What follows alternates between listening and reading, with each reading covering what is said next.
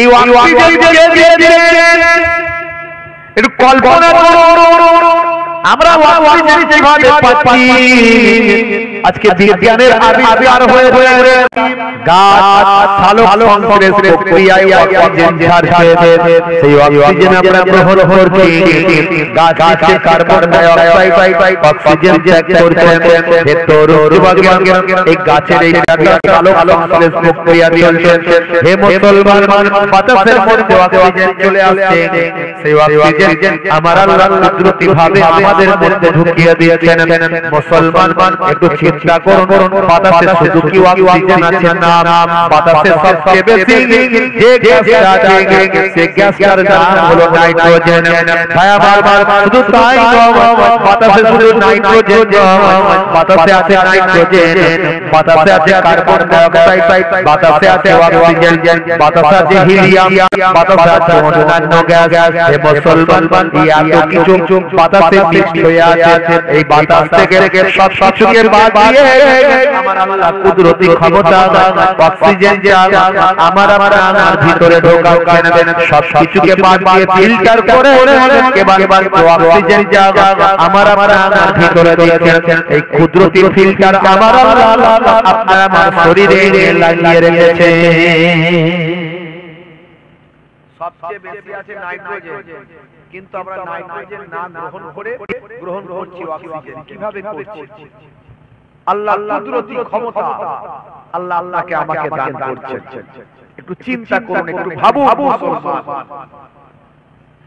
হে দেওয়ার বাবারা, হে আমার বন্ধুরা, আমার আল্লাহ বললেন, হে ইয়ার মানুষ শুনে রেখে দাও, আমি আল্লাহ তোমাদের জন্য পৃথিবীতে যা যা দিয়েছি সব তোমাদের জন্য আমি আল্লাহ সৃষ্টি করেছি। তোমাদের জন্য আকাশকে ছাদ বানিয়েছি, তোমাদের জন্য জমিনকে বিছানা বানিয়েছি, তোমাদের জন্য সূর্যকে তোমাদের জন্য সূর্যকে লাইট বানিয়ে দিয়েছি যার দ্বারা দিন হয়ে যাচ্ছে, আর তোমাদের জন্য আমি আল্লাহ চন্দ্রকে লাইট ছোট আলো বানিয়ে দিয়েছি। কিতাবের মধ্যে দেখতে পাওয়া যায় সূর্য এবং চন্দ্র একই সময়ে আমার আল্লাহ তৈরি করেছে। সূর্য এবং চন্দ্র একই সময় তৈরি করেছে। জিবরাইল আলাইহিস সালাম বলেন, আল্লাহ এই সূর্য এবং চন্দ্র দুই যদি একই সময় তৈরি হয়, একই ভাবে তৈরি হয়, তো মানুষের জন্য কি হবে তাহলে? আল্লাহ বলেন, শোনো, সূর্যের দ্বারাই দিন হবে, আর চন্দ্রকে চাঁদকে আমি আল্লাহ একটু ডিম লাইট বানিয়ে দেব। তুমি তোমার এই যে তোমার ডানা আছে সেই ডানা দিয়ে একটু আড়াল করে দাও। আড়াল করে দেওয়ার পরে আল্লাহ কুদরতি ক্ষমতায় ভাই আমার ঝাপসা হয়ে গেল, আলোটা অন্ধকার হয়ে গেল, সেটা চাঁদ ভাই আমার আমাদের ডিম লাইট পরিবর্তন হয়ে গেল। হে হে আমার বন্ধুরা, হে আমার প্রিয়া, আল্লাহ বললেন, হে দিয়ার মানুষ শুনে রেখে দাও, সূরার নাম হলো সূরা নাবা, আয়াত নাম্বার হলো ৮। ভাই আমার বন্ধুরা, আমার আল্লাহ কোরআন মাজিদে বলেন, ওয়া খালাকনাকুম আজওয়াজা, আমি আল্লাহ তোমাদেরকে জোড়ায় সৃষ্টি করেছি। হে আমার বান্দারা, হে আমার বন্ধুরা মুসলমান, আমার আল্লাহ সূরা নাবার ভিতরে পরপরভাবে আপনাকে আমাকে জানিয়ে দিয়েছেন, হে মুসলমান, তোমাকে আমাকে আমার আল্লাহ কেমন ভাবে সৃষ্টি করেছেন, কুদরতি ক্ষমতায় কিভাবে সৃষ্টি করেছেন আমার আল্লাহ জানিয়ে দিয়েছেন। ওয়া জাআলনা নাওমাকুম সুবাতা, আমার আল্লাহ বলছেন, আমি তোমাদের জন্য নিদ দিয়ে বিশ্রামের বানিয়ে দিয়েছি। আমার আল্লাহ আরো বলছেন, সূরার নাম হলো সূরা নাবা, আয়াত নাম্বার হলো 10, ওয়া জাআলনাল লাইলা লিবাসা। হে প্রিয় মানুষ, তোমাদেরকে আমি আল্লাহ রাত তোমাদের জন্য পোশাক বানিয়ে দিয়েছি, রাতের বেলাটাকে তোমাদের জন্য পোশাক বানিয়ে দিয়েছি, আর দিনের বেলা কি করবে শোনো, ওয়াজআলানা নাহারা মাআশা, আমি তোমাদের দিনটাকে রোজগারের বানিয়ে দিয়েছি, রাতকে তোমাদের জন্য পোশাক বানিয়েছি, দিনকে রোজগারের বানিয়েছি, আর তোমাদের জন্য নিদ্রাকে ইসলামের করেছি, তোমাদের আমি আল্লাহ জোড়াই জোড়াই সৃষ্টি করেছি। জোরে হবে না, একটার পর একটা আমার আল্লাহ সব বলে দিয়েছেন, ক্লিয়ারলি বলেছেন। বলে আল্লাহ বলেছেন, বান্দা তোমাদেরকে আমি সুন্দর করে সৃষ্টি করেছি, লাকাদ খালাকনাল ইনসানা ফি আহসানি তাকওয়িম, হে দুনিয়ার মানুষ তোমাদেরকে আমি আল্লাহ সুন্দর করে সৃষ্টি করেছি। ভাইরা আমার, তরুণ যুবকেরা আমার, মুরব্বিয়ানেরা আমার, ভাইরা আমার, তোমাদের জন্য এত নিয়ামত দান করেছি, তার বিনিময়ে তোমাদের কাছ থেকে একটা জিনিস চেয়েছি, সেটা আরো কিছু নয়, মা খালাকতুল জিন্না ওয়াল ইনসা ইল্লা লিয়াবুদুন, আমি জিন জাতি এবং মনুষ্য জাতিকে আমার ইবাদতের জন্য আমি আল্লাহ সৃষ্টি করেছি, ইবাদতের জন্য সৃষ্টি করেছি। তোমরা আমার ইবাদত করো। এখন ইবাদত মানে আমরা কি বুঝি বলেন? ইবাদত মানে আমরা নামাজ, রোজা, হজ, যাকাত এগুলো, এটাই তো আমরা বুঝি। কিন্তু আল্লাহ বলেন শুধু ইবাদত, শুধু ইবাদত যদি হয় তাহলে কাজকর্ম, ব্যবসা বাণিজ্য এগুলো কি হবে? চাষবাস, দোকানদারি, সংসার ধর্ম, ছেলে মেয়ে, বিবি বাচ্চা। হে ঈমানদার যা করুক না কেন, ঘুমাতে গেলেও ইবাদত, কাজ করলেও ইবাদত, যখন আল্লাহর কাছে কান্নাকাটি করবে সেটাও ইবাদত, যখন মুচকি হাসবে তখন ইবাদত, রাস্তা দিয়ে যখন হাঁটবে নবিয়ানা তরিকায় যদি হয় সেটা আপনার ইবাদত বলে গণ্য হয়। বন্ধুরা আমার, স্ত্রীর সঙ্গে যখন প্রেমালাপ করবে নবিয়ানা তরিকায় যদি হয় সেটা ইবাদত বলে গণ্য হয়। হে মুসলমান, রাস্তা দিয়ে যখন যাবে কানখানা পাথর পড়ে আগে সরিয়ে দেবে, যদি সেটা নবীর তরিকা অনুযায়ী হয় ইবাদত বলে গণ্য হয়। পিতামাতার তার চেহারার দিকে যদি শ্রদ্ধার নজরে তাকানো হয় নবী বলেছেন বলে যদি হয় সেটা ইবাদত বলে গণ্য হয়। শুধু তাই নয়, এতিম দুস্থ অসহায় ভাই পেলে তাকে একটু স্নেহ দেবেন, ভালোবাসা দেবেন, মাথায় হাতটা বুলিয়ে দেবেন, যদি নবী বলেছেন বলে হয় সবটাই আপনার ইবাদত বলে গণ্য হয়। ঘুমাতে যখন যাবে ডান দিকে কাঁধে ঘুমাবে, নবী বলেছেন চাই ইবাদত বলে গণ্য হয়। হে তরুণ যুবকেরা আমার, খাওয়া দাওয়া যখন করবেন পেটকে তিনটে ভাগে ভাগ করবেন, একটা ভাগে খাবার দেবেন, একটা ভাগে পানি দেবেন, একটা ভাগ ফাঁকা রাখবেন। নবী বলেছেন চাই ইবাদত বলে গণ্য হয়। খাওয়া দাওয়ার পরে আলহামদুলিল্লাহ বলবেন, খাওয়ার আগে বিসমিল্লাহ বলে শুরু করবেন, খাওয়া দাওয়ার পরে চেটে পুটে খাবেন, ইবাদত বলে গণ্য হয়। মাঝে মাঝে ঘরটা নিজে হাতে ঝাড়ু দেবেন, মাঝে মাঝে ঘরটা মায়ে বাবার নিজে হাতে ঝাড়ু দেবেন, ছোট ছোট কাজগুলো করবেন। মাঝে মাঝে বাজারে যাবেন, বাজার নিজে হাতে করবেন, নবী বলেছেন চাই সবটাই আপনার ইবাদত বলে গণ্য হয়।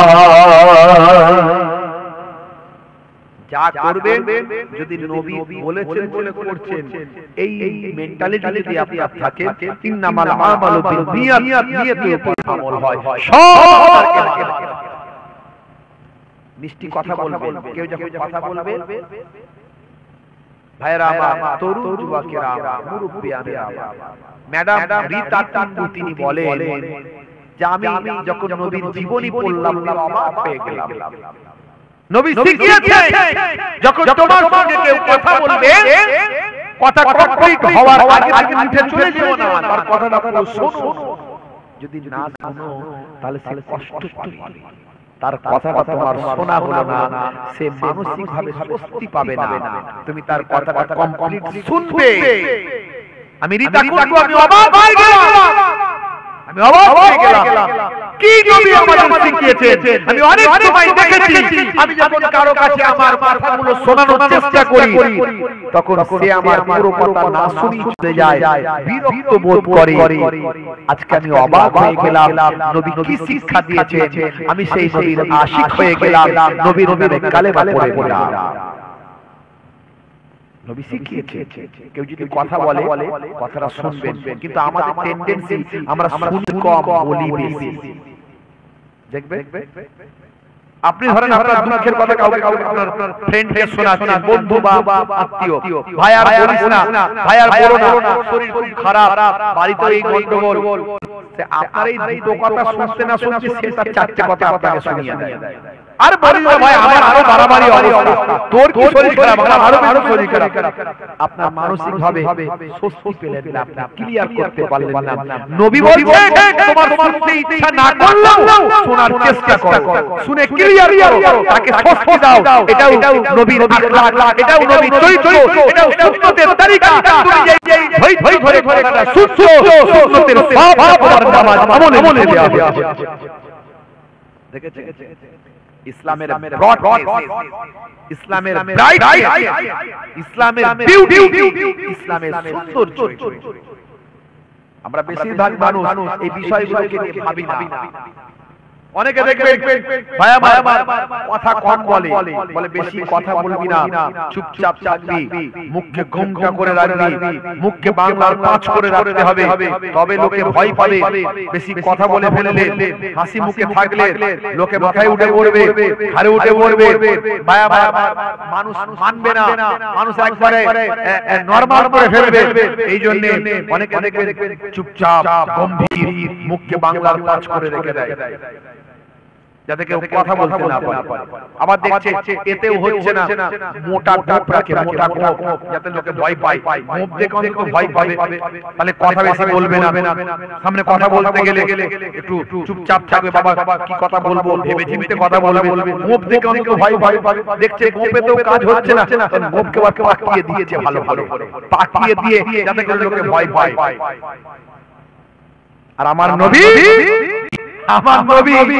এত মিশুকে ভাবে মানুষের সঙ্গে মিশতেন যে নবীর কাছে কথা বলতে বাচ্চারাও ভয় পেত না, বৃদ্ধরাও ভয় পেত না, বৃদ্ধারাও ভয় পেত না, বুড়োরা, যুবকেরা, জওয়ানরা কেউ নবীর কাছে কথা বলতে ভয় পেত না। সবাই মনের কথা সহজে বহিঃপ্রকাশ ঘটাতো। জোরে বলে সুবহানাল্লাহ। নবী বলতেন মিষ্টি মুখ করে রাখবে, হাসি হাসি মুখ করে রাখবে। এই হাসি হাসি মুখ রাখাটাও তোমার ইবাদত। দেখেছেন হে তরুণ বাঙালি, হে বন্ধুরা, শুনে রেখে বাবা, জেনে রেখে হে মুসলমান, একটুখানি লক্ষ্য করুন বাবা, ভাইরা আমার 1450 বছর আগে আল্লাহর নবী যা বলেছেন আজকের যুগে সব জ্ঞানের বাস্তবতায় পরিণত হয়েছে। 1450 বছর আগে আল্লাহর নবী যা শিখিয়েছেন, কোরআন মাজিদ যা বলেছেন, সব আজকের যুগে বিজ্ঞানের বাস্তবতায় পরিণত হয়েছে। বন্ধুরা আমার, তরুণ যুবকেরা, মুরব্বিয়ানেরা, 1450 বছর আগে আল্লাহর কোরআন আপনাকে আমাকে শিখিয়ে দিল। হে দুনিয়ার মানুষ, শুনে রেখে দাও, জেনে রেখে দাও বাবা, পাহাড়গুলোকে আমি আল্লাহ পেরেকের মতো গিরে দিয়ে দিয়েছি। আজকের যুগে বিজ্ঞানীরা বলছেন, প্রত্নতত্ত্ববিদরা বলছেন, সত্যি আল্লাহর কোরআন যা বলেছে ঠিক বলেছে। পেরেকের মতো মানে ছায়া মারছে বেশি, উপরটা একটুখানি মাথাটা, আর পেরেকের মানে নিচের দিকে বেশি গেড়ে দেওয়া। আমরা গবেষণা করে দেখছি উপরে যতটা দেখতে পাই তার 70 থেকে 90% মাটির গভীরে পাওয়া যায়। 1450 বছর আগে আল্লাহর কোরআন যা বলল, আজকের যুগে বৈজ্ঞানিক তত্ত্ব সেটা প্রমাণিত হয়ে গেল।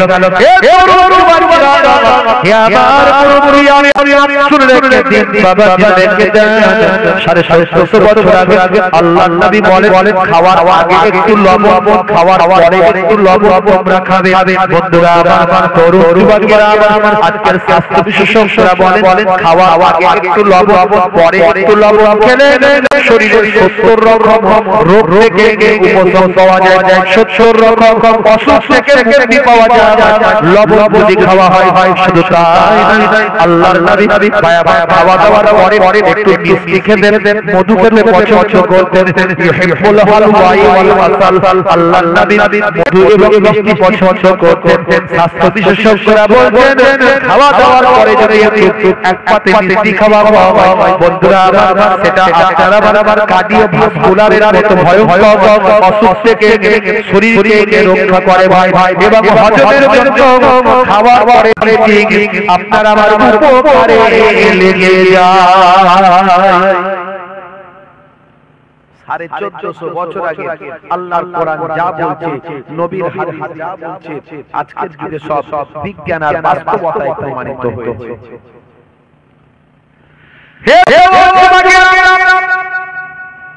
আল্লাহর কোরআন বলছে সূরা আয়াত নাম্বার হলো আমার আল্লাহ বলেন ওয়াজআলনা লাইলা লিবাসা হে দুনিয়ার মানুষ শুনে রেখে দাও আমার আল্লাহ বলেন তোমরা রাতের বেলা আমি আল্লাহ তোমাদের জন্য পোশাক বানিয়ে দিয়েছি রাতের বেলায় তোমরা পোশাক পরে পড়বে রাতটাকে পোশাকে বানিয়ে নেবে অর্থাৎ পোশাক যেমন শরীরটাকে ঢেকে রাখে রাতটাকে দিকে দিয়ে তোমার শরীরটাকে ঢেকে রাখবে অর্থাৎ অন্ধকারের মধ্যে তুমি নিজেকে ঢুকিয়ে রাখবে রাতের বেলা অন্ধকারের মধ্যে প্রবেশ করবে অন্ধকারের মধ্যে ঢেকে থাকবে অন্ধকার দিয়ে তোমার শরীরটাকে পোশাক বানিয়ে নেবে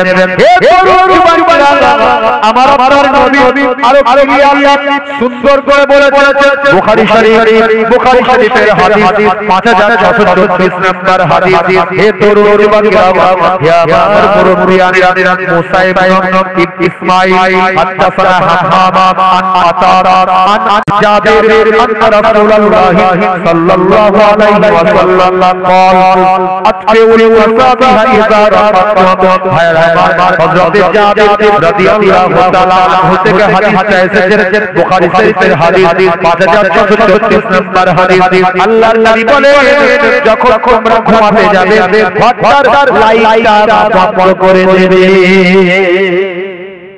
যখন ঘুমাতে যাবে আলোটা বন্ধ করে দেবে আল্লাহর কোরআন যা বললো নবীর হাদিস আরো সুন্দর করে ব্যাখ্যা করে দিল এইজন্য বলি কোরআনের ব্যাখ্যা হলো হাদিস কোরআনকে ব্যাখ্যা করে দিয়েছে হাদিস হে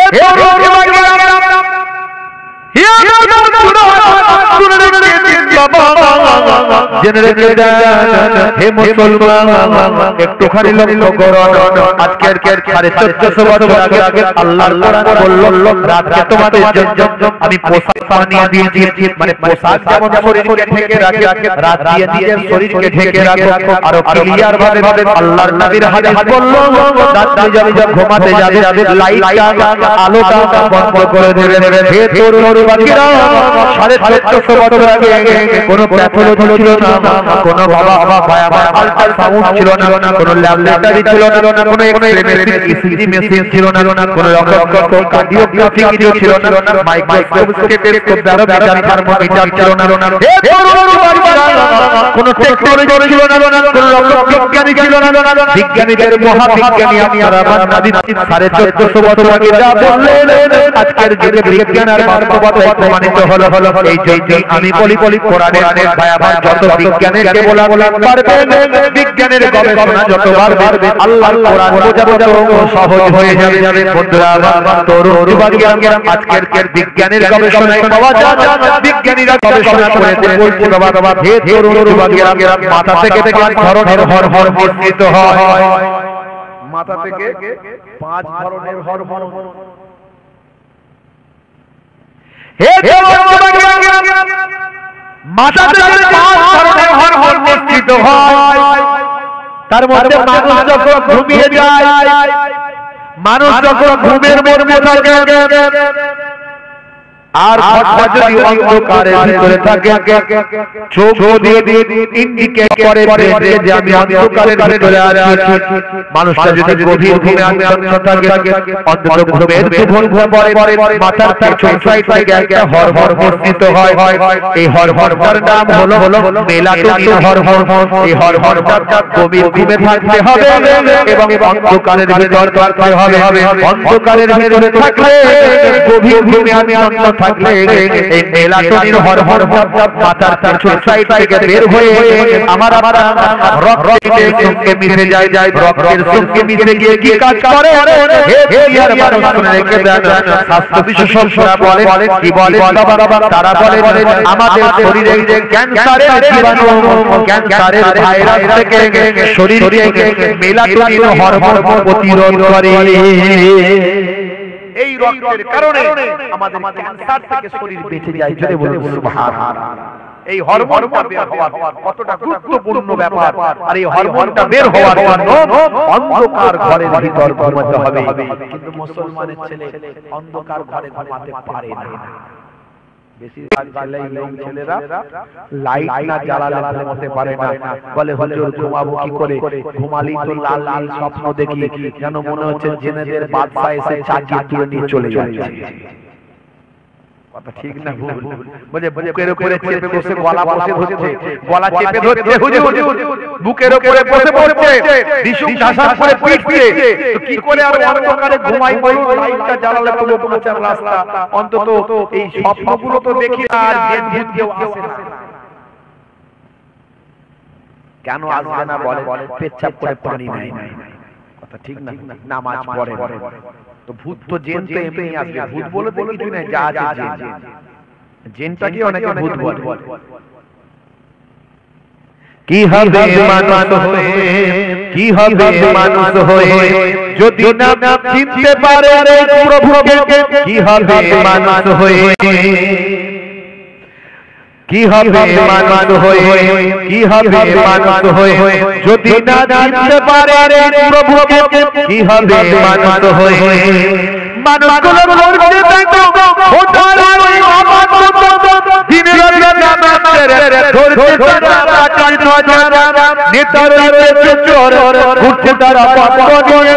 যদি একটা টিকে পাই জমতে খেলা।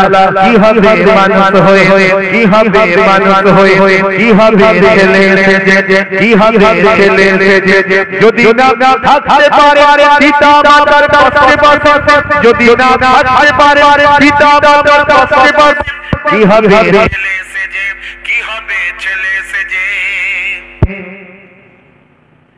আজকাল ছেলে পিতা মাতার চাই জমি, জীবন তাদের নিজের জমির ছেলে নিয়ে বলে ঘর জামাই চলে, ছেলে নিয়ে বলে ঘর জামাই চলে। অথবা আলাদা হলো মাকে ছেড়ে, অথবা আলাদা হলো মাকে ছেড়ে। কি হবে ছেলে সেজে, কি হবে ছেলে সেজে, কি হবে নারী হয়ে, কি হবে নারী হয়ে যদি না চলতে পারে এই দুনিয়ায় ওর কবরে, কি হবে নারী হয়ে।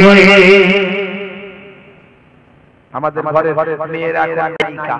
কথা ঠিক না ভুল? বোরকা তো দূরের কথা, হ্যাঁ ছেলেরা তো একটু পোশাক টোশাক পরে, তবু মুসলিম ঘরে অনেকটা ভালো বলতে হয়। রাস্তায় দেখা যায় তো মাঝে মাঝে এখন হাইব্রিড মোটরসাইকেল বেরিয়েছে, হাইব্রিড মোটরসাইকেল। দেখবেন সামনে সিটটা একতলা আর পেছনের সিটটা তিনতলা। দুটো সিট, একটা একতলা একটা তিনতলা। মানে সামনে যে ড্রাইভার বসবে চালাবে সে নিচে, আর তার পেছনে যে বসবে প্যাসেঞ্জার সে তার ঘাড়ে।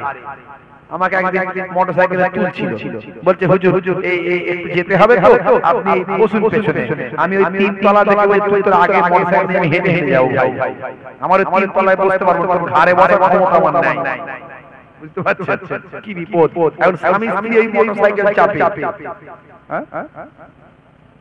এর যতটা আছে পোশাক পরে আছে, এর যতটা আছে ঢাকা, ওর বউয়ের যতটা শরীর ফাঁকা, ও পোশাকই নাই। এদিকে ফাঁকা ওদিকে ফাঁকা। লাল শাড়ি লাল টিপ লাল আঁচল মাথায় নাই, সবুজ শাড়ি সবুজ টিপ সবুজ আঁচল মাথায় নাই, পিঠটা তাদের ফাঁকা, বলছে যত টাকা দিবি টাকা। কেমন লাগে মুসলমানের ছেলে নিজে হয়েছে নায়ক, বউকে বানিয়েছে নায়িকা, মনে মনে চিন্তা করছে ঠিকঠাক নায়িকা লাগছে তো, দেখ কেমন লাগে। সর্বনাশ কি হবে নারী হয়ে যদি না চলতে পারে এই দুনিয়ায় পড়ে, কি হবে নারী হয়ে। আজকাল চলছে দেখো নারী বলো গায়ে কাটা টুয়ে জিন্দগি পড়ছে ভাই, চোখে আইলাইনার ঝলঝল গালে গালে বাল মেরে, চোখে আইলাইনার ঝলঝল গালে গালে বাল মেরে, समझदार लोगेरा रसात वाले, समझदार लोगेरा रसात वाले, की হবে নারী হয়ে, কি হবে নারী হয়ে, কি হবে ছাত্র সেজে, কি হবে ছাত্র সেজে, যদি যাই সময় যাও ফ্রি ফায়ার পাবজি খেলে। এখানকার ছেলেরা খেলে না ফ্রি ফায়ার পাবজি, আছে না?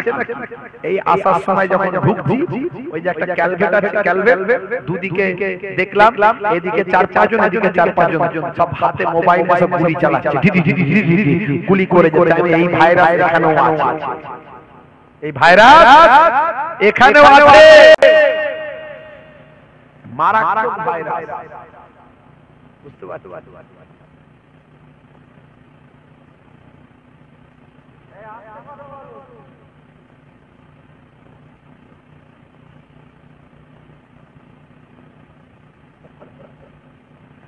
মাশাআল্লাহ ভাইরা আমার। আচ্ছা কমিটির ভাইগুলো কি করছে? আচ্ছা ওই ওরা ওই গরম জায়গায় বসে আছে, আমাদের ঠান্ডা জায়গায় বসিয়েছে, তাই তো নাকি? খুব চালাক ওরা, ওখানটা ভালো করে ঘেরা ঘেরা জায়গা ঢুকে বসে আছে, আমাদেরকে ফাঁকা জায়গায় বসে বসে, কথা ঠিক না? তো ওদেরকে তো এখানে বসতে হতো। এই কমিটির ছেলেরাই কারা আছে ভিতরে, বাইরে বাইরে এসো, এসো বাইরে বাইরে এসো, এই চেয়ারে আরাম করে বসে আছে, দেখছেন? এইদিকে সামনে ভিতরে এসে এখানে বসো, চলে এসো, সবাইকে বাইরে বসতে বলো, বলে শুধু ওয়াজ লোককে শোনালে হবে না, নিজেদেরকে শুনতে হবে, কথা ঠিক না? মাশাআল্লাহ ভাইরা আমার, তরুণ যুবকেরা এই বাইরে বাইরে এসো, উঠে এসো, বলে হুজুর ডাকছে তাও আসছে না, সব চুপচাপ হয়ে ঢাকা দিয়ে বসে, সবাইকে বাইরে বাইরে বসতে হবে, সবাইকে বসতে হবে, যতক্ষণ কাজ হবে ঠিক আছে, না কাজ হলে ভিতরে বসে যাবে, এখানে সবাইকে বসতে হবে। চলো চলো, বাকি থেকে ডাকে সবাইকে, এবার তাকবীর হবে না? আরে তাকবীর কি বাকিরা কি আসছে না? কথা শুনবে নাকি? কি এই বাকিরা আসছে না কেন? ডাকে ডাকে ডাকে, সবাই এখানে বসতে হবে। আচ্ছা ওয়াজ সবাইকে শুনতে হবে, তাই না? মাশাআল্লাহ এই কমিটি ছেলেরা খুব ভালো, মাশাআল্লাহ। এখানে যারা পরিশ্রম করছে খাটছে ঠিক আছে, যারা কাজ করছে তাদের ওয়াজ শুনতে হবে, তাই না? ভাইরা আমার, ওয়াজ না শুনলে আমরা পরিবর্তন হব কি? শুধু লোককে শোনাবো তা নয়, নিজেদেরকেও শুনতে হবে, তাই না ভাই? ভাইরা আমার, সবাইকে শুনতে হবে। বলে হুজুর আমরা আমাদের পাল্লায় পড়েছি, আমাদেরকেও বসতে দিচ্ছে না, রাগ করছেন নাকি আমার উপর? রাগ করলে হবে না, সবাইকে ওয়াজ শুনতে হবে। একটু কালেমা জিকির লা ইলাহা ইল্লাল্লাহ।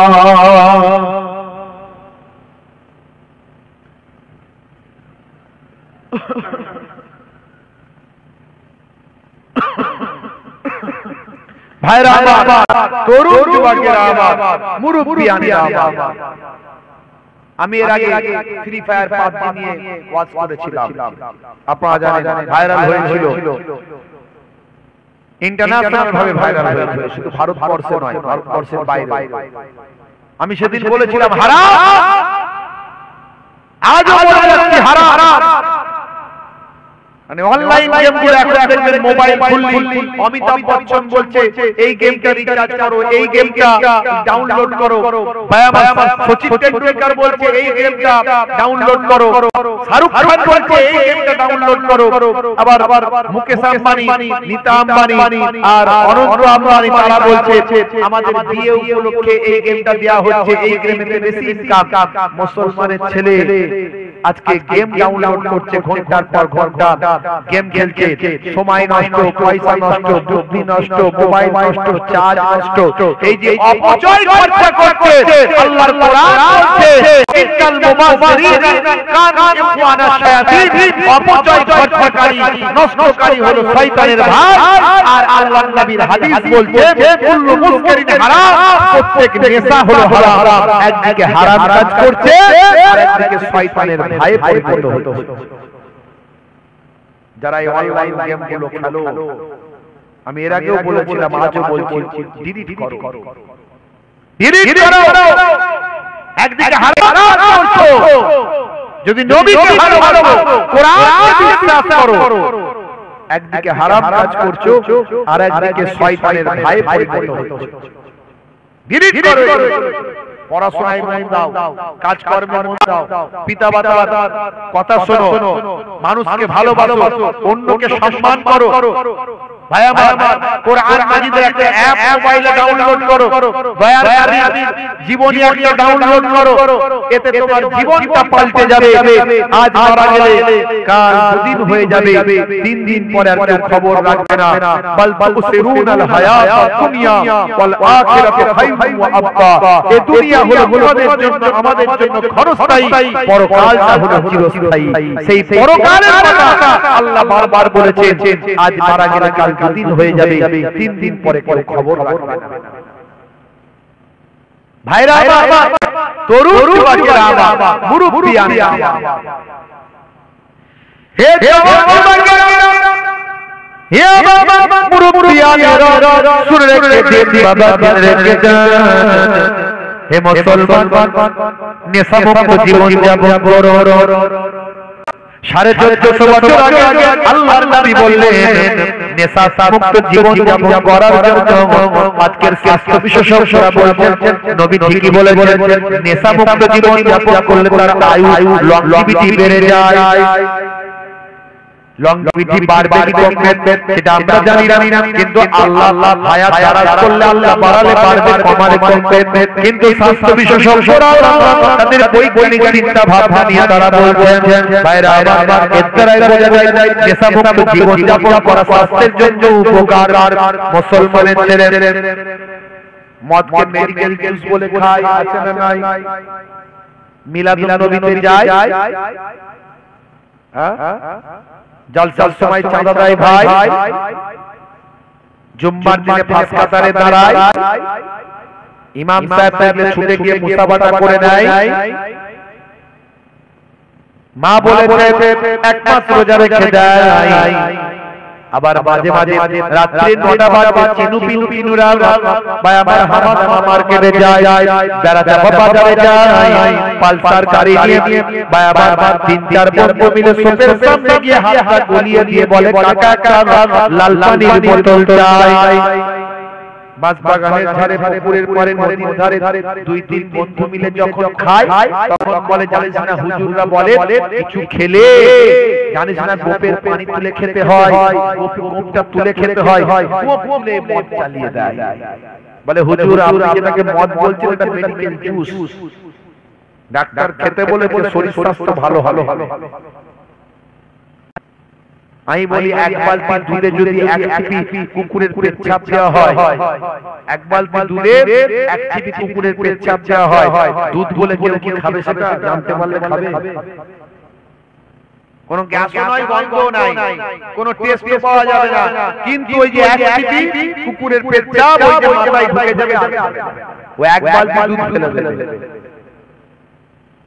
মদ নেশা হোক আর নাই হোক, মদ হয় হারাম, হারাম কখনো হারাম হয় না। শরীরে গেলে সারা শরীরটা হারাম হয়ে যায়। হে বন্ধুরা, হে আমার বন্ধুরা, হে আমার মুরব্বিয়ানেরা, শুনে রেখে দিন বাবা, জেনে রেখে দেন মুসলমান, আপনাকে আমাকে আল্লাহর নির্দেশ অনুযায়ী চলতে হবে, রাসূলের সুন্নাত অনুযায়ী চলতে হবে। আপনি যা কিছু করবেন নবিয়ানা তরিকায় যদি করেন, সবটা আপনার ইবাদত বলে গণ্য হবে। ভাইরা আমার, আল্লাহ আমি তোমাদের ইবাদত করার জন্য পৃথিবীতে পাঠিয়েছি তাহলে আপনি স্ত্রীর সঙ্গে প্রেমালাপ করবেন সেটাও ইবাদত ঘরটা মাঝে মাঝে ঝাড়ু দেবেন সেটাও ইবাদত মাঝে মাঝে বাজারটা করে নিয়ে আসেন নবী আমার বাজারটা নিজে হাতে করতেন ওয়াইয়াহমিলু বিযাতিন দিনাসু নবী আমার বাজারটা নিজে হাতে করতেন আপনি বাজারে গেছে আছেন বাজারটা করেছেন চিন্তা করছেন নবী করেছেন আমি করছি নবীর সুন্নাত এই মনে করে বাজারটা নিজে হাতে বহন করেছেন মনে রাখবেন বাজারটা করা হলো আর ইবাদতের সব নামাজ আমলে আমার আল্লাহ লিপিবদ্ধ করলেন তাহলে বাজার করলেও সব আছে না নাই এই জন্য আল্লাহ বলেন আমি ইবাদতের জন্য তোমাদের পাঠিয়েছি যা করবে সবের মধ্যে ইবাদত খালি জেনে নিতে হবে ঘুম থেকে ওঠে ঘুমাতে যাওয়া পর্যন্ত সব কিছুর মধ্যে ইবাদত হে এরই জন্য পৃথিবীর বিখ্যাত ব্যক্তিরা আজকে দয়া বিশ্ব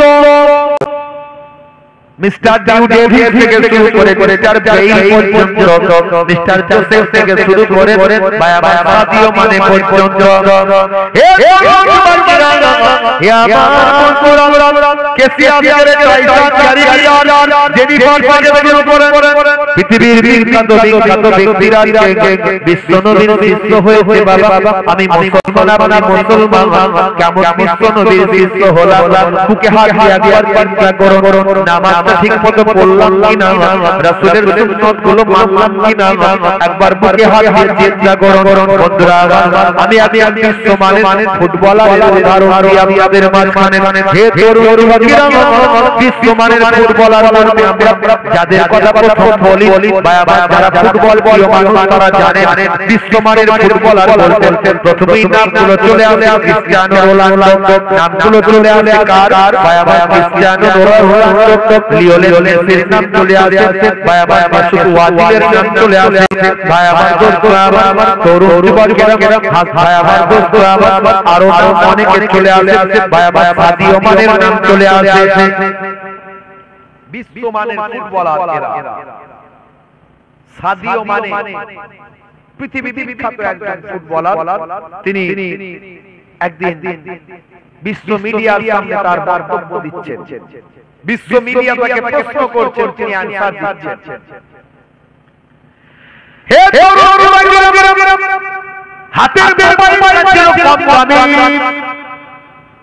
স্ক্রিনটা ছিল ফাটা পড়ে ফেটে গিয়েছিল পাল্টানোর সময় হয়নি মিডিয়া পারসন জিজ্ঞাসা করলো হে সাদিও মানে আপনি ওয়ার্ল্ড ক্লাস একজন ফুটবলার আপনার হাতের মোবাইলটা কেন ফাটা আর আপনার হাতের মোবাইলটা কেন কম দামি মোবাইল সেই সময় সাদিও মানে বলেছিলেন হে বিশ্ব মিডিয়া পারসন শুনে রেখে দেন হ্যাঁ আপনি ঠিকই বলেছেন আজকে আমার যে অবস্থা ভারতীয় অর্থের আমি অন্তত 50 থেকে 70 কোটি টাকা আর মাস ইনকাম করি প্রত্যেক মাসে আমার ইনকাম হলো ভারতীয় টাকা 50 থেকে 70 কোটি টাকা এই 50 থেকে 70 কোটি টাকা আমার প্রত্যেক মাসে ইনকাম আমি অনেক আইফোন নিয়ে ঘুরতে পারি অনেকগুলো ফেরারি গাড়ি ব্যবহার করতে পারি তারপরে আমি এগুলো আমি নরমাল লাইফস্টাইল করি অল্প পয়সার পরে আমি আমার জীবন যাপন করি কেন জানেন তার কারণটা হলো আমি হলাম একজন মুসলমান ঘরের সন্তান আমার পিতা হলেন একজন ইমাম সাহেব আমার নবী দয়ার নবী আখির জামান পয়গম্বর আমি একজন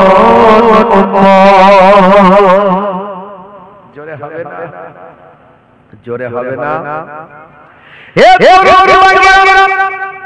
সাদিও মানে হে মিডিয়ার মিডিয়া ব্যক্তিত্ব শুনুন আমি আমার ওয়ারিটাকে আমি আমার ভাবনাটাকে ভুলে যাই আমার ইনটেনশন যেটা, আমার পাপ অতীত যেটা সেটাকে আমি ভুলে যাই।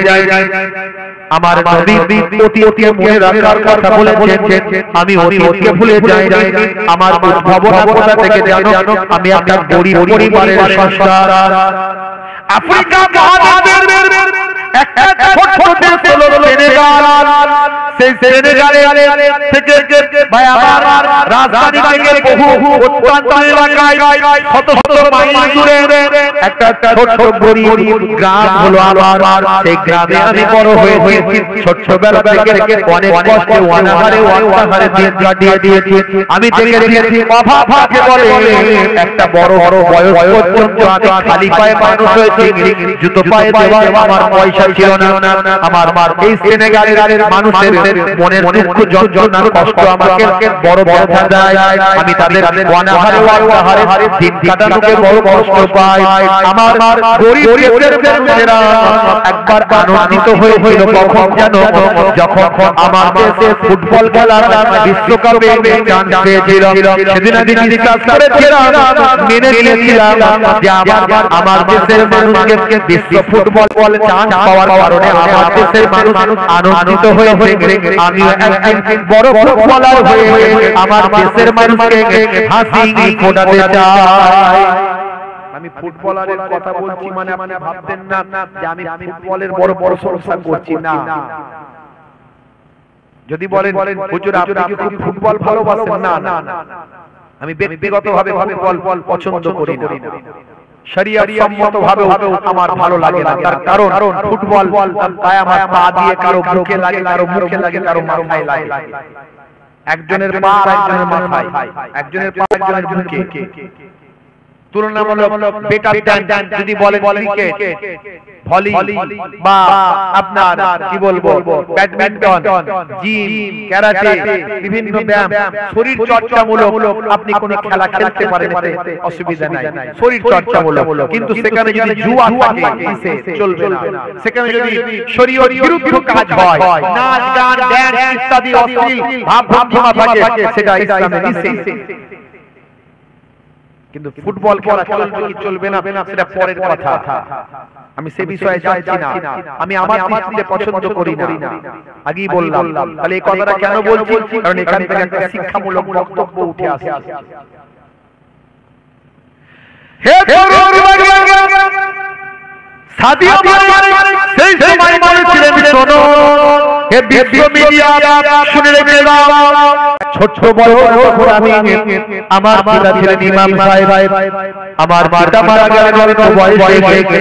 আমার খেলাধুলার ক্যারিয়ার শেষ হয়ে যাবে ভেবেছিলাম, কিন্তু না, আমার খেলাধুলার ক্যারিয়ার শেষ হলো না। আমার চাচা আমার পাশে দাঁড়ালেন। এমন সময় আরো কিছু ব্যক্তি আমার পাশে দাঁড়ালেন। আমার খেলাধুলাকে আমি এগিয়ে নিয়ে গেলাম। আমি আস্তে আস্তে স্টেজ বাই স্টেজ ভালো বেটার খেলতে লাগলাম। এমন সময় একদিনকার ঘটনা, আমি দেশের খেলায় চান্স পেলাম। এইভাবে আমি বিশ্বের শ্রেষ্ঠ ফুটবলারের তালিকায় আমার নামটা উঠলো। আজ আমি বিশ্ব ফুটবলারদের মধ্যে একজন। শুনে রেখে দিয়ে সাদিয়া মানে বলেছিলেন, এ বিশ্ব মিডিয়া পারপাস, শুনে রেখে দিয়ে আপনারা ভাবছেন যে আমার লাইফ স্টাইলটা এত নরমাল, আমি কেন হাই ফাই স্টাইলে কেন জীবন যাপন করি না? তার কারণ হলো আমি আমার নবীর আদর্শ মেনে চলি। নবীর সুন্নতের উপর পাবেদারি করার চেষ্টা করি। আমার অর্থ কোথায় ব্যয় করি? আপনাদের প্রশ্ন হতে পারে, শুনে রেখে দেন। আমি প্রত্যেক সপ্তাহে আমি গরিব অসহায় ভাইদের মধ্যে কোটি কোটি টাকা আমি আমার অর্থ থেকে মানুষের জন্য দান করি। শুধু তাই নয়, আমি যে গরিব দেশ থেকে উঠে এসেছি, আমার গ্রাম যেখানে আমি খালি পায়ে বড় হয়েছি, জুতো কেনার পয়সা ছিল না, অনাহারে আমার গ্রামের মানুষগুলো দিন কাটায়। আজ তুমি সেখানে গিয়ে দেখো, আমার গ্রামটার গ্রাম আমি রাখি না, আমার গ্রামটাকে আমি আজকে শহর বানিয়ে দিয়েছি। সেখানে একটা বিশ্ববিদ্যালয়, সেখানে একটা হসপিটাল, সেখানে একটা কলেজ, সেখানে স্কুল, সেখানে মাদ্রাসা, সেখানে মসজিদ, সেখানে খেলার মাঠ, আমি সব রকম ভাবে আমার গ্রামটাকে সাজিয়ে দিয়ে শহর বানিয়েছি, আমি আমার অর্থ দিয়ে এগুলো করেছি। আমি দুস্থ অসহায় ভাইদের পাশে দাঁড়াই, আমি দ্বীনের জন্য ইসলামের জন্য ব্যয় করি, আমি আমার লাইফস্টাইলকে নরমাল ভাবে জীবন যাপন করি, কারণ অতিরিক্ত অপচয় খরচা ইসলাম পছন্দ করে না। অপচয় খরচাকারী নষ্টকারী সে হলো শয়তানের ভাই। আল্লাহর কোরআন বলেছে আমি সাদিও মানে আমার লাইফস্টাইলকে সুন্দরভাবে চালনা করার চেষ্টা করি। শুধু তাই নয়, সাদিও মানে এমন এমন ফুটবলার যিনি 5 ওয়াক্ত নামাজ পড়ে। হে যুবকেরা ভালো করে শুনুন বন্ধুরা, আমার তরুণ যুবকেরা, সাদিও মানে পৃথিবীর যে প্রান্তে ফুটবল খেলতে যান, যেখানে যান থাকেন কেন, যে জায়গায় হোটেল থাকেন সেই জায়গা থেকে কাছাকাছি মসজিদে গিয়ে 5 ওয়াক্ত নামাজ আদায় করেন। বন্ধুরা আমার ইন্টারনেটে ভাইরাল হয়েছে তিনি যে মসজিদে একবার নামাজ পড়তে যান, সেখানে গিয়ে দেখা যায় মসজিদের টয়লেটটা পর্যন্ত নিজে হাতে পরিষ্কার করছেন। পৃথিবীর মতো একজন ফুটবলার কোটি কোটি কোটি টাকার মালিক তিনি, মসজিদের টয়লেটটা পরিষ্কার করে নিজের নম্রতা, নিজের ভদ্রতা, ইসলামের প্রতি মহানুভবতা বহিঃপ্রকাশ তার জীবন থেকে বহিঃপ্রকাশ হয়। কি আদর্শ একজন ফুটবলার! আমি এই উদাহরণটা এই জন্যই দিলাম, আজকে আমরা বাস্তববাদী মানুষ, নায়ক হয়ে গেছে মুসলমানের ছেলে। সাদিও মানে পৃথিবী বিখ্যাত একজন ফুটবলার, নবীর ভক্ত, কেসিয়াস ছেলে, মাইকেল জ্যাকসন, সানা আলি খান, পৃথিবী বিখ্যাত একজন বলিউড নায়িকা। সে আজকে হিজাব পরে ভাই আমার জীবন যাপন করছে, নবীর সুন্নতের তরিকা, নবীর আখলাক, নবীর চরিত্রকে মানুষের কাছে ছড়িয়ে দিচ্ছে। সাদিও মানে এত বড় বিশ্ব ফুটবলার, ভাই আমার ওয়ার্ল্ড ফুটবলার হয়েও তিনি একজন ভাই আমার নায়িকাকে বিবাহ না করে, একজন স্বল্প পোশাক পরিহিতা মহিলাকে বিবাহ না করে, একজন হিজাব পরিহিতা যে মহিলাকে বিবাহ করেছেন তার নাম হলো আয়েশা। সুবহানাল্লাহ! কি বার্তা দিচ্ছে তারা, কি বার্তা দিচ্ছে! আজকে রাসূলের তরিকা, রাসূলের আখলাক আমাদের মেনে চলতে হবে। এত বড় বড় ফুটবলার হওয়ার পরেও নামাজ ছাড়েননি মুসলমান। আজকে আমাদের নামাজটা পড়তে হবে, নামাজ ছাড়লে হবে না। নামাজের সময় হলেই নামাজটা পড়বেন। যখনই মুয়াজ্জিন আযান দেবে মসজিদে গিয়ে নামাজে দাঁড়িয়ে যাবেন, কারণ নামাজ ছেড়ে দিয়ে কেউ জান্নাতে যেতে পারে না। আমি নামাজের কথাই বলি ভাইরা আমার আল্লাহ কোরআন মাজিদে 82 বার নামাজের কথা বলেছেন। ওয়া আকিমুস সালাত, নামাজ কায়েম করো। অনেক যুবক ছেলেদের দেখা যায় আযান হলে মসজিদ তলা থেকে পালায়, আছে না নাই? আযান হলে মসজিদ তলা থেকে পালায়, চায়ের দোকানে গিয়ে ক্যারাম বোর্ড খেলে, টিভি দেখে তাস খেলে সময় কাটায়, অথচ লোকের সামনে বলে আমার ভাগ্য খুব খারাপ, পরিস্থিতি ভালো যাচ্ছে না, বাজার খারাপ, ইনকাম হচ্ছে না, কারবারটা ঠিকঠাক চলছে না। অভিযোগ চায়ের দোকানে জানিয়ে লাভ নাই। প্রত্যেকের ডিপার্টমেন্ট আছে। ডাক্তার দেখাতে গেলে ডাক্তারের চেম্বারে গিয়ে কথা বলতে হবে, অ্যাডভোকেটের সঙ্গে পরামর্শ নিতে গেলে অ্যাডভোকেটের চেম্বারে যেতে হবে, কোন নেতার কাছে গিয়ে কোনো কিছু বলতে গেলে নেতার অফিসে যেতে হবে, পুলিশের কাছে কোনো কমপ্লেইন করতে গেলে থানায় যেতে হবে। আর আল্লাহর কাছে অভিযোগ চায়ের দোকানে জানালে হবে না, আল্লাহর অভিযোগ জানাতে গেলে আল্লাহর অফিস নামাজে সিজদায় এসে বলতে হবে। বারবার মুয়াজ্জিন বলেছে হাইয়া আলাস সালাহ, এসো নামাজের দিকে এসো, বলে কি হবে? হাইয়া আলাল ফালাহ, আমি আল্লাহ তোমাকে কামিয়াবি দেব, কল্যাণ দেব, তোমার নিয়তকে কবুল করব, তোমার দুঃখ দুর্দশা দূর করে দেব। জোরে বলে সুবহানাল্লাহ! প্রত্যেকের দুঃখ কষ্ট আছে না নাই? যদি দুঃখ কষ্ট দূর করতে চাই, কাল থেকে নামাজে গিয়ে মসজিদে সিজদায় গিয়ে নামাজে দাঁড়ায়। সিজদায় গিয়ে আল্লাহর কাছে জানান, আল্লাহ বলছেন আস্তাইনু বিসসাবরি ওয়াস সালাহ, বান্দা তোরা আমার কাছে সাহায্য প্রার্থনা কর ধৈর্য এবং নামাজের মাধ্যমে। ধৈর্য এবং নামাজের মাধ্যমে আমার কাছে চাও, আমি আল্লাহ তোমাদের দেব। জোরে বলে সুবহানাল্লাহ। ওয়াক্ত হলো ওযু করো, মসজিদে চলো, খোদার হুকুম পালন করো, নামাজটা করো। ওয়াক্ত হলো ওযু করো, মসজিদে চলো, দিন রাত পাঁচ ওয়াক্ত পড়লে পাবে ভাই জান্নাত। জোরে হবে না? কি যে একটু জোরে সুবহানাল্লাহ বলা যাবে না? ঠান্ডায় জড়ো হয়ে যাচ্ছে মনে হচ্ছে, তাই তো নাকি? আওয়াজ আর বের হচ্ছে না। জোরে হবে না সুবহানাল্লাহ? ফজরের সময় হলে মসজিদ যাও তুমি চলে, থেকো না বিছানায় শুয়ে, খোদা দান রহমত ঢেলে। জোরে হবে না? আরেকটু জোরে হবে না? জোহরের সময় হলে কাজটা দাও তুমি ছেড়ে, কিছু সময় নামাজে সফলতা আসবে চলি।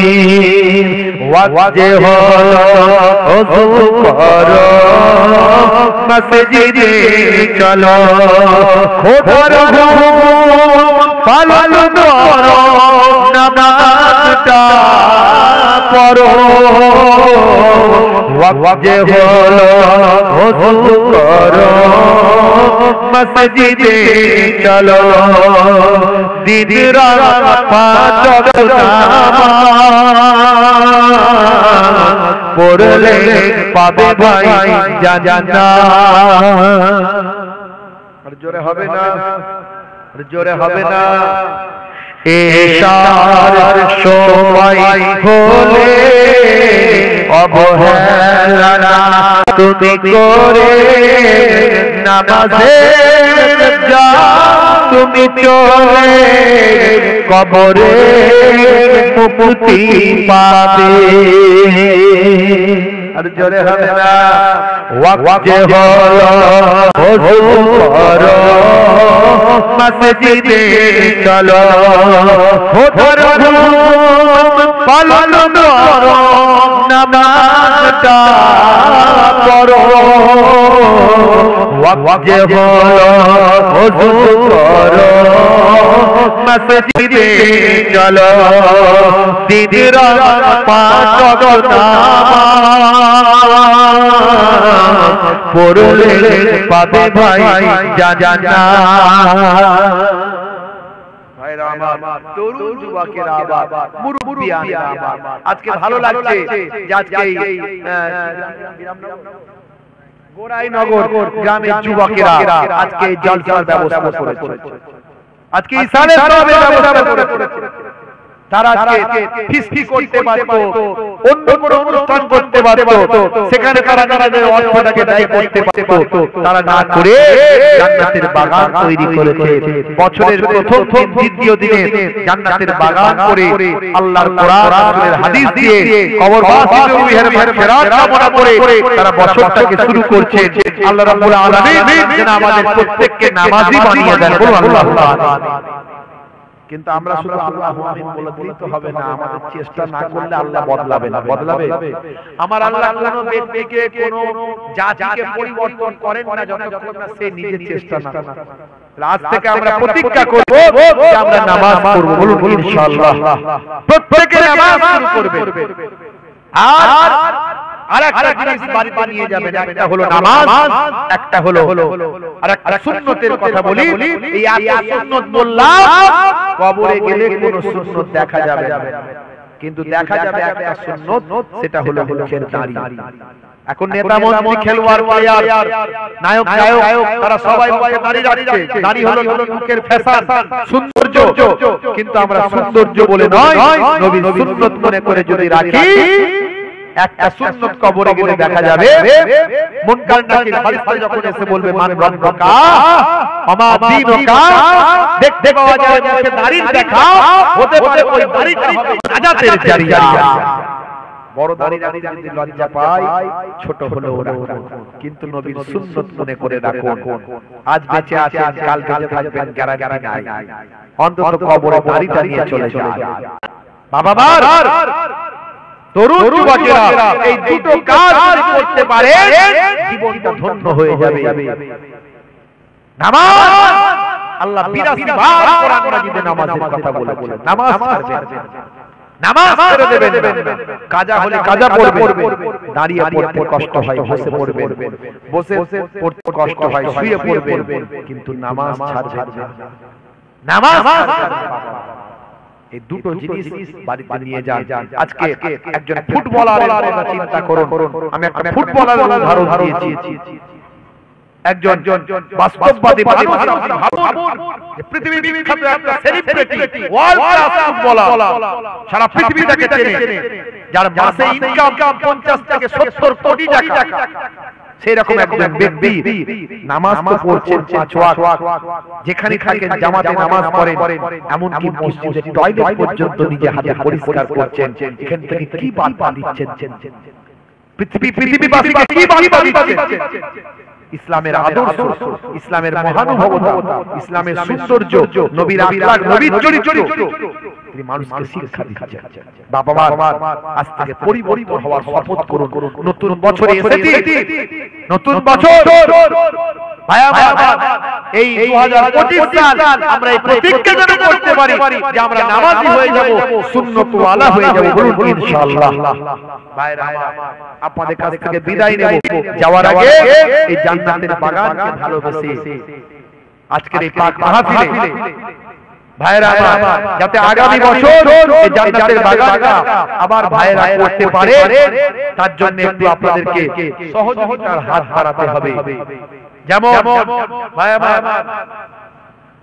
সাদিও মানে যেমন তার অর্থ তিনি গরিব দুস্থ অসহায় দিনের জন্য, ইসলামের জন্য ব্যয় করতেন।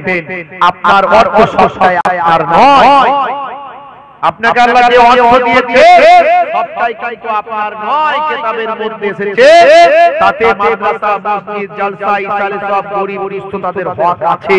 সেটা যদি আপনি না দেন, আমার আল্লাহ আপনাকে অর্থ দিয়েছেন, আবার আল্লাহ ইচ্ছা করলে কেড়ে নিতে পারে। অর্থ দেওয়ার মালিক কে, কেড়ে নেওয়ার মালিক কে? জোরে বলেন কে? আল্লাহ। নানা জান ছোট হুজুর পীর কেবলা রাহমাতুল্লাহ আলাইহি তাই বলতেন, দিয়ে মন বোঝে মন, কেড়ে নিতে কতক্ষণ। কুদরতে আজিম তার কে বুঝিতে পারে, অজ্ঞান হইবে জ্ঞানী ধ্যান যদি করে। বুঝতে পারছেন? আজ যে ধনী, কাল সে গরিব। কাল যে গরিব ছিল, আজ আল্লাহ তাকে ধনী বানিয়ে দিয়েছে। কাফনের কাপড় ছাড়া আর কিছু যাবে না। একটা বিয়ে বাড়ির দাওয়াতে গেলে অন্তত আমাদের 2-3 হাজার টাকা খরচা হয়ে যায়। কোথাও বেড়াতে গেলে 5,000 10,000 খরচা হয়ে যায়। ডাক্তারখানায় যেতে গেলে ডাক্তার ওষুধ নিয়ে 2-3 হাজার খরচা হয়ে যায়। আল্লাহ কোরআন মাজিদে বলছেন, মান জাআ হাসানাতে ফালাহু আসরু আমসালিহা, বান্দা 1 দেবে, আমি আল্লাহ তোমাকে 10 দেব। জোরে বলে সুবহানাল্লাহ।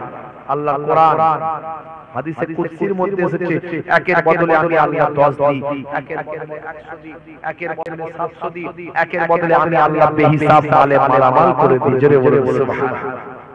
ভাইরা আমার, তরুণ যুবকেরা আমার, মুরব্বিয়ানেরা আমার, ফি সাবিলিল্লাহ আপনি যদি দান করেন, আমার আল্লাহ আপনার দানকে কবুল করে নেবে। দানের বদলে মাল সম্পদ বরকত দেবেন, হেফাজত করবেন, আপনার শরীর, আপনার সন্তানের শরীর, আপনার সংসার, আপনার বিবি বাচ্চা সব আল্লাহ হেফাজত করেন দানের বদলে। দান করলে মালে বরকত হয়। দাতা হলো আল্লাহর বন্ধু, ওকিল হলো আল্লাহর শত্রু। আমার আল্লাহ ইচ্ছা করলে ক্যান্সার দিতে পারে, টিউমার প্যারালাইজ বানাতে পারে, লক্ষ লক্ষ টাকা খরচ করাতে পারে। আমার আল্লাহ ইচ্ছা করলে দানের বদলে সব কিছু আল্লাহ হেফাজত করতে পারে। আল্লাহর কোরআন মিথ্যা নয়, রাসূলের হাদিস মিথ্যা নয়। আগামী বছর এই জান্নাতের বাগানের জন্য আমি 8 জন ভাইকে চাইবো। 8 জন। জান্নাত হলো 8টা, জান্নাত হলো 8টা ফি সাবিলিল্লাহ। এই গভীর রাতে দুনিয়ার অফিস বন্ধ, আল্লাহর অফিস খোলা। এই জান্নাতের বাগান যাতে আগামী বছর আবার এই ছোট ছোট ভাইয়েরা আমার যাতে আগামী বছর তৈরি করতে পারে, তার জন্য একটু সহযোগিতার হাত বাড়াবে। আগামী বছর আমার 8 জন ভাইকে চাইবো 1000 টাকা করে। কারা হাত তুলবেন একটু হাত তুলে দেখান। যিনি প্রথম তুলবেন আল্লাহ তাকে ডবল সওয়াব দেবেন। ভাই আমার এই আল্লাহর কুদরতি এখানে ক্যামেরায় হাতটা উঠে যাবে। কাল কিয়ামতের দিন এটা নাজাতের জারিয়া হয়ে যাবে। আপনার বাপ কবরে পড়ে আছে, মা কবরে পড়ে আছে, আত্মীয় স্বজন কবরে পড়ে আছে, তাদের রূহের মাগফিরাত হয়ে যাবে। আল্লাহ একের বদলে 10 দেবেন। কোরআনে বলেছে, কোরআন কোনো মিথ্যা নয়। একটা জান্নাতের একটা আল্লাহ নসিব করে দেবেন। আপনাদের ভাই মুসাফির হালতে দোয়া চাইবো, নামাজের ওসিলা দিয়ে আপনাদের পীরের ঘরের আওলাদ হিসেবে এসেছি। প্রথম একজন মানুষ হাত তোলেন 1001 টাকা ফি সাবিলিল্লাহ। আমার বারটি হাত তুলেছেন।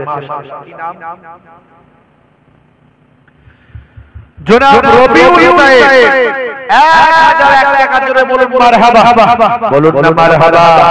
নারে তাকবীর, নারে তাকবীর, নারে তাকবীর। আচ্ছা 2 নম্বরে কে আছেন হাতটা তুলে দেখান।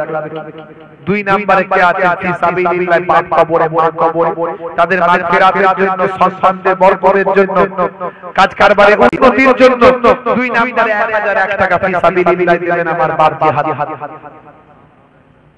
জনাব মোহতারাম আমর আলী সাহেব আমার বাবা 2 নম্বরে জোরে বলে মারহাবা, জোরে বলুন না মারহাবা।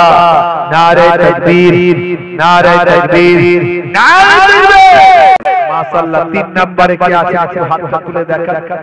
মনের সঙ্গে লড়াই করে ভাবুন, একবার যদি বড় একটা অসুখ হয়, ব্যাঙ্গালোরে চেন্নাই ম্যাড্রাস যেতে হয়, লক্ষ লক্ষ টাকা খরচ করাতে হয়, নানা জান ছোট ছোট কেবলা বলতেন বাবা দিয়ে ধর বোঝে মন কেড়ে নিতে কতক্ষণ। আমার আল্লাহ সম্পদের বরকত দেন। আমার আল্লাহ চাইলে সম্পদ নষ্ট করে দিতে পারে। আছে 3 নম্বরে কে আছে একটু হাত তুলে দেখাতে পারে ফি সাবিলিল্লাহ। 3 হলো বেজোর, আল্লাহু ইউহিব্বুল ফিতরা। 3 হলো সুন্নাত, আল্লাহ ভালোবাসেন। 3 নাম্বার আছে কেউ 1001 টাকা ফি সাবিলিল্লাহ, জান্নাতের বাগানে দিলে কমবে না। ভাই আমার দাতা হলো বন্ধু, ওকিল হলো শত্রু। আল্লাহ কাকে দেওয়ার ক্ষমতা দিয়েছেন, কার দেওয়ার তাকত আছে, কার দেওয়ার শক্তি আছে আল্লাহ জানে। অন্তরের খবর আল্লাহ, আমার আল্লাহ জানেন। ইন্নাহু আলিমুম বিজাতিস সুদূর। আমার আল্লাহ অন্তরের খবর রেখেছেন। আছেন 3 নম্বরে মনের সঙ্গে লড়াই করে বাপ কবরে আপনার দিকে তাকিয়ে আছে, মা কবরে আপনার দিকে তাকিয়ে আছে, আত্মীয় স্বজনগুলো কবরে আপনার দিকে তাকিয়ে আছে। আমার আত্মীয়রা, আমার ছেলে, আমার মেয়ে, আমার বাপ, আমার ভাই দুনিয়াতে আছে, আমি কবরে পড়ে আছি, একটু গুনাহ বেশি হয়ে গেছে, আল্লাহ আমাকে দিয়েছে কবরে। ভাই আমার কবরে রুহটা সিজিনে চলে গেছে, কষ্টের মধ্যে আছে। যদি আমরা একটু দান সাদকা পেয়ে যাই, কিতাবের মধ্যে আছে কাল জামানে রহমতের পাহাড় আমরা পৌঁছে দেন। আমার আল্লাহ আপনারই খাতিরে রুহের নাজাত দান করে রুহের মাকামটাকে ইলিনে পাঠিয়ে দেয়, জান্নাতি রুহের জায়গায় আপনার আত্মীয় রুহটাকে আল্লাহ পাঠিয়ে দেন। জোরে বলুন সুবহানাল্লাহ।